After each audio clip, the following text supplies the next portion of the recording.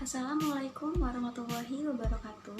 Perkenalkan, nama saya Anita Nur Afifah, mahasiswi Politeknik Negeri Subang dari Prodi Keperawatan dengan nomor pokok 10402009. Pada kesempatan kali ini saya akan menjelaskan tentang materi isi buku Pendidikan Kewarganegaraan untuk Pendidikan Tinggi dengan pengarang Dr. Ujang Carda, SSH, MH, MIP, MAP.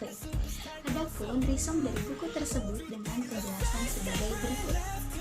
Berikut ini adalah resume dari buku Pendidikan Kewarganegaraan untuk Pendidikan Tinggi dengan pengarang Dr. Ujang Carda, SSH, MH, MIP, MAP. Buku ini terdiri dari 7 bab.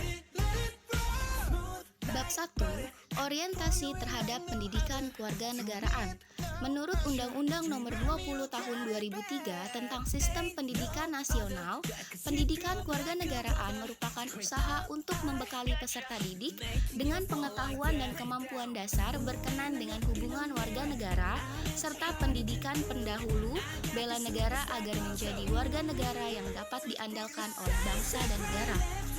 Tujuan pendidikan kewarganegaraan yang mengarah pada moral yang diharapkan dapat diwujudkan dalam kehidupan sehari-hari, yaitu perilaku yang memancarkan iman dan takwa terhadap Tuhan Yang Maha Esa dalam masyarakat yang adil dan beradab, perilaku kebudayaan dan beraneka ragam kepentingan, perilaku yang mendukung kerakyatan yang mengutamakan kepentingan bersama di atas kepentingan perorangan dan golongan.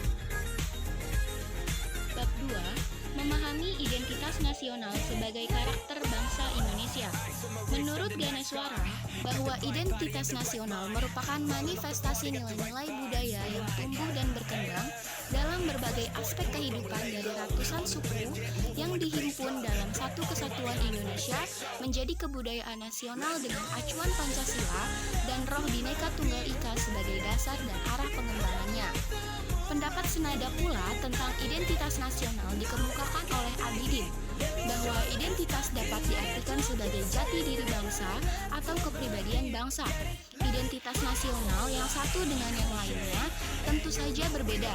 Hal ini disebabkan oleh perbedaan latar belakang sejarah, kebudayaan maupun geografi. Bab 3, memahami Pancasila sebagai ideologi bangsa dan negara. Pengertian Pancasila sebagai ideologi negara adalah nilai-nilai yang terkandung di dalam Pancasila menjadi cita-cita normatif di dalam penyelenggaraan negara. Secara luas, pengertian Pancasila sebagai ideologi negara Indonesia adalah visi atau arah dari penyelenggaraan kehidupan berbangsa dan bernegara di Indonesia, yaitu terwujudnya kehidupan yang menjunjung tinggi ketuhanan, nilai kemanusiaan, kesadaran akan kesatuan, berkerakyatan, serta menjunjung tinggi nilai keadilan. Pancasila sebagai ideologi negara berarti sebagai cita-cita bernegara dan sarana yang mempersatukan masyarakat perlu perwujudan yang konkret dan operasional aplikatif sehingga tidak hanya dijadikan slogan belaka. Bab 4, memahami negara, konstitusi, dan warga negara. Negara merupakan integrasi dari kekuasaan politik dan merupakan organisasi pokok dari kekuasaan politik. Negara adalah alat dari masyarakat yang mempunyai kekuasaan untuk mengatur hubungan-hubungan manusia dalam masyarakat dan menerbitkan gejala-gejala kekuasaan dalam masyarakat dan hidup dalam suasana kerjasama sekaligus suasana antagonistis dan penuh pertentangan. Konstitusi atau undang-undang dasar dalam negara adalah sebuah norma, sistem politik, dan bentukan pada pemerintahan negara. Biasanya dikodifikasikan sebagai dokumen tertulis. Hukum ini tidak mengatur hal-hal yang terperinci, melainkan hal yang menjabarkan prinsip-prinsip yang menjadi dasar bagi peraturan-peraturan lainnya. Memahami warga negara Indonesia. Warga negara sebagai salah satu unsur hakiki dan unsur pokok dari suatu negara yang memiliki hak dan kewajiban yang perlu dilindungi dan dijamin pelaksanaannya oleh undang-undang. Bab 5, memahami negara hukum, hak asasi manusia, dan demokrasi. Memahami hak asasi manusia atau HAM adalah seperangkat hak yang melekat pada hakikat dan keberadaan manusia sebagai makhluk Tuhan yang Maha Esa dan merupakan anugerah yang wajib dihormati, dijunjung tinggi dan dilindungi oleh negara, hukum, dan pemerintah, dan setiap orang demi kehormatan serta perlindungan harkat dan martabat manusia. Konsep demokrasi dan hak asasi manusia merupakan isu pokok yang menjadi inspirasi perkembangan prinsip-prinsip negara hukum yang mengharuskan adanya normatif dan empirik terhadap prinsip supremasi hukum, bahwa semua persoalan diselesaikan dengan hukum sebagai pedoman tertinggi. Bab 6. Memahami wawasan Nusantara sebagai wawasan nasional Indonesia. Wawasan nasional bangsa Indonesia adalah wawasan Nusantara yang merupakan pedoman bagi proses pembangunan nasional menuju tujuan nasional.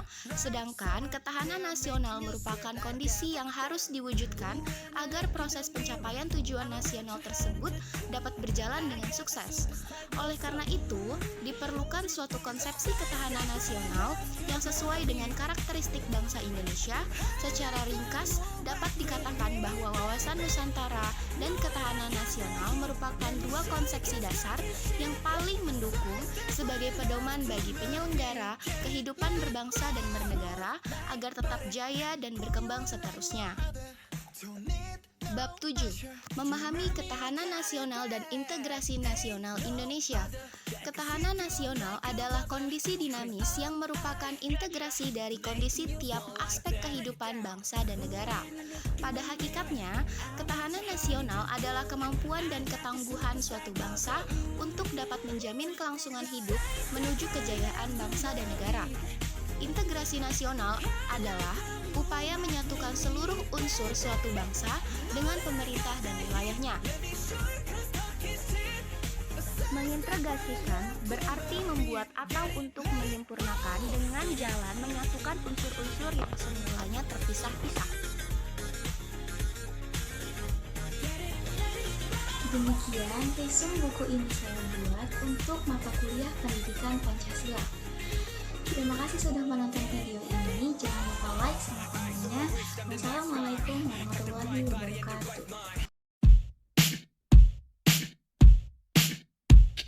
Smooth like butter, like a criminal undercover. Don't pop like trouble, breaking into your heart like that.